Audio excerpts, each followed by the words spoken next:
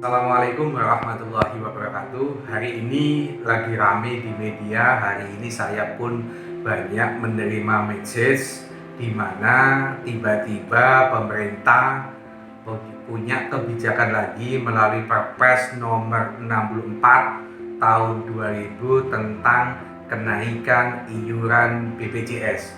Padahal bulan Februari kemarin Mahkamah Agung setelah kita ajukan gugatan dikabulkan oleh Mahkamah Agung yang mestinya naik kelas 1 55, kelas 2 itu 110, kelas 2 110, kelas 1-nya itu 160 sudah turun lagi 80, terus 55 dengan 25. Nah, tapi hari ini meskipun itu ditandatangani tanggal 5 Mei oleh Presiden, ini nanti tanggal 1 Juli akan diberlakukan kenaikan iuran BPJS. Ada klasifikasi memang yang mestinya naik itu 100% tidak naik 100%. Ada subsidi dari pemerintah yang kelas 2 mestinya 110 menjadi 100.000, kelas 1 yang mestinya naik 160 menjadi 150.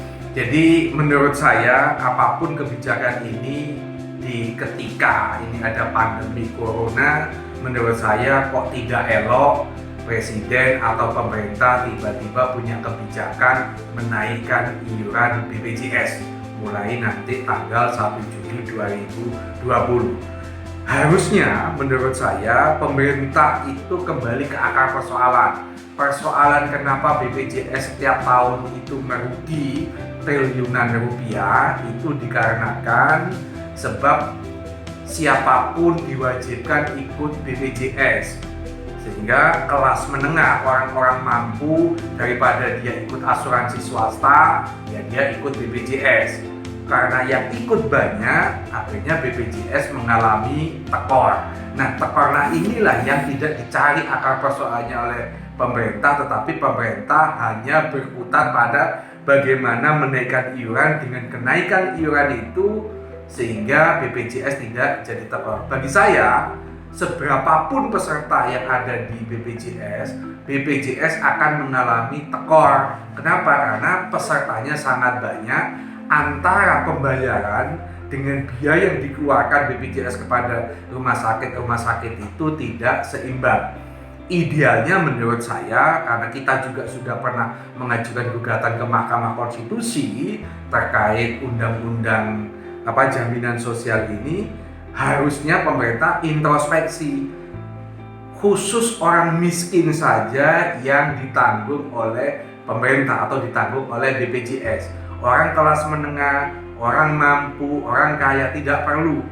Orang kaya, orang mampu bisa ikut asuransi swasta. Kalau dia tidak mau ikut asuransi swasta, dia akan tetap membayar secara proporsional atau secara profesional, biaya rumah sakit akan dibayar.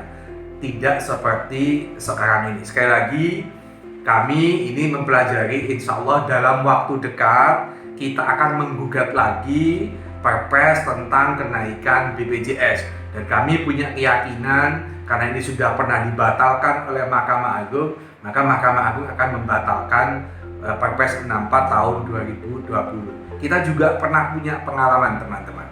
Beberapa tahun yang lalu kita menggugat Permenhub terkait ojek online, Grab yang dibatalkan oleh Mahkamah Agung, dirubah lagi dengan klausul yang sama. Peraturannya peraturan baru tapi isinya sama. Kita gugat lagi, akhirnya dimenangkan lagi oleh Mahkamah Agung. Kita berharap nanti menguji Perpres perubahan ini tentang kenaikan BPJS akan dikabulkan oleh Mahkamah Agung lagi. Dan dukungan dari teman-teman semua, teman-teman yang ikut serta sebagai peserta BPJS, kita minta supportnya supaya ada gerakan bersama. Memang kita yang mengajukan, tapi teman-teman semua, ayo kita nulis di medsosnya masing-masing sebagai ungkapan kepada pemerintah terhadap keluarnya Perpres 64 tahun 2020 tentang rencana kenaikan iuran BPJS ini. Demikian, wassalamualaikum warahmatullahi wabarakatuh.